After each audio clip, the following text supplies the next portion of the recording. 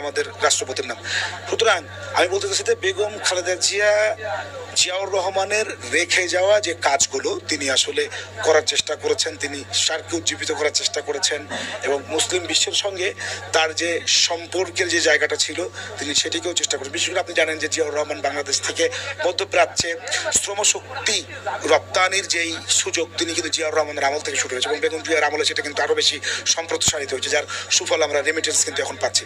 সুতরাং আপনি যেটা বলছিলেন যে একদিকে তিনি যেমন বৈশ্বিক নেতায় পরিণত হয়েছেন এবং অন্যদিকে এই অর্থনৈতিক এবং যে বিশেষ করে আঞ্চলিক যে রাজনীতি, সেই আঞ্চলিক রাজনীতিতে কিন্তু বাংলাদেশ ভৌগোলিক কারণে যেহেতু অনেক গুরুত্বপূর্ণ এবং বাংলাদেশের এই ভৌগোলিক কারণে যাতে স্বাধীনতা সার্বভৌমত্ব কখনো আমাদের ভুলণ্ঠিত না হয় এবং সেটিকে যাতে লাল সবুজের পতাকা সবসময়ে বিদেশি আগ্রাসন থেকে মুক্ত থাকতে পারে, এই জন্য কিন্তু বেগম জিয়া সবসময় তিনি লড়াইটা তার চালিয়েছেন, যে কারণে তিনি আসলে আপোষহীন ছিলেন, তিনি কখনো দেশের প্রশ্নে কখনো আপোষ করেননি। সুতরাং সার্কের যে কথাটি আপনি বলছিলেন, যোগ্য নেতৃত্বের অভাবেই এখনো সেটা কিন্তু সেভাবে রয়ে গেছে। আমরা আমাদের এই মাটির সন্তান, আমরা সেই মাটিতে আবার তার রাজনীতির প্রসঙ্গে একটু ফিরে আসি।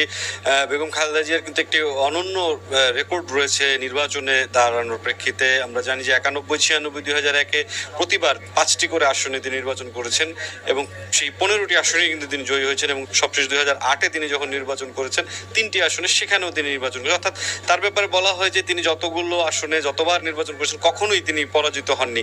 তার এই যে অনন্য